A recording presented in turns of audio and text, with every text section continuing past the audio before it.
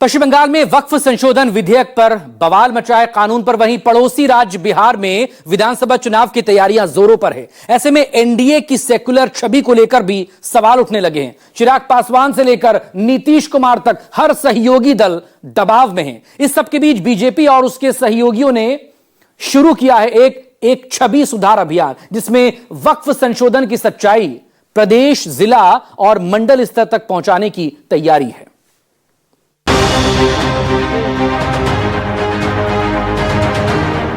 वक्फ संशोधन विधेयक जो अब कानून बन गया है, उसको लेकर बंगाल में विरोध की आग सुलग रही है।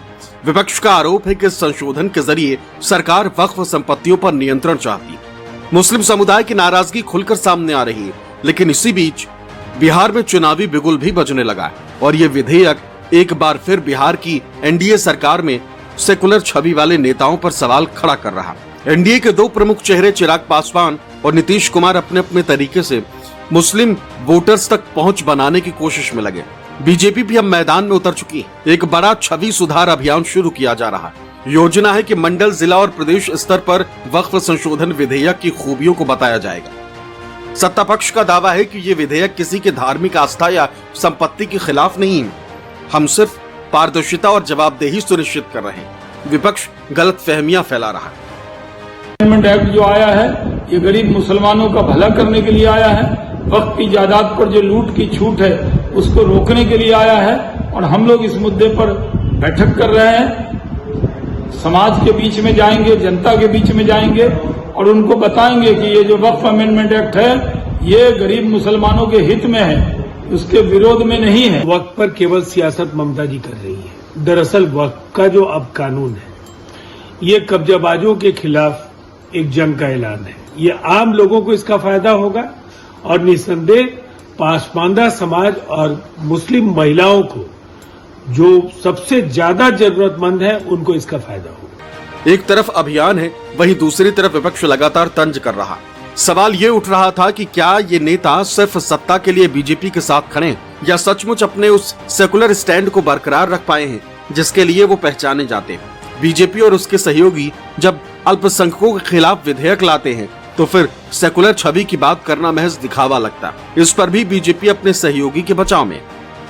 नीतीश कुमार जी को ममता बनर्जी के सर्टिफिकेट की जरूरत नहीं। जिस तरह वो ममता बनर्जी नीतीश कुमार जी पे हमला कर रही हैं, तो यहाँ नीतीश कुमार जी ने माइनॉरिटीज के लिए काम किया है और वक्फ अमेंडमेंट एक्ट पर वो सही रास्ते पर है। छवि सुधार अभियान के तहत public awareness campaign, social media अभियानों और ग्राउंड एक्टिविज्म के जरिए बीजेपी जनता तक पहुंचेगी। खासकर मुस्लिम बहुल इलाकों में स्थानीय नेतृत्व को आगे कर मैसेज दिया जाएगा कि ये विधेयक सुधार के लिए है, न कि दमन के लिए। जो वक्फ संशोधित बिल से वंचित, शोषित, पीड़ित मुसलमानों को फायदा होने जा रहा है। किस तरीके से कब्जाधारी मुसलमान पिछले 60 सालों में अपने आप को अरबपति बना लिया, पर गरीब मुसलमानों की तरफ उन्होंने पलट के नहीं देखा। ये भारतीय जनता पार्टी का एक एक कार्यकर्ता उन इलाकों में जाएगा। बिहार चुनाव से पहले ये देखना दिलचस्प होगा कि वक्फ विधेयक को लेकर उठे विवाद पर बीजेपी और उसके सहयोगी कितना नियंत्रण पा पाते हैं। क्या छवि सुधार का यह मिशन रंग लाएगा या विपक्ष इसका राजनीतिक फायदा उठाएगा? वक्फ कानून कैसे आम मुसलमानों के हित में है, इसे लेकर बीजेपी का देशव्यापी जन जागरण अभियान शुरू हो गया है।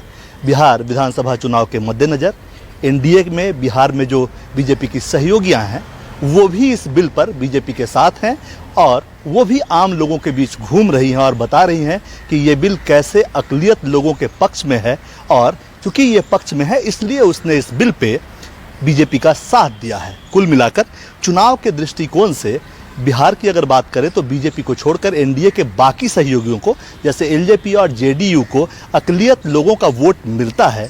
बीजेपी भी इसमें पूरी ताकत लगा रही है कि बिहार के हर इलाके में इस मामले को लेकर जन जागरण अभियान चलाया जाए, क्योंकि एनडीए के सहयोगियों के बहाने ही सही उन्हें भी अक़लियतों का कुछ वोट मिलता है। अगर वो छिटका तो ओवरऑल बिहार में एनडीए को नुकसान हो जाएगा।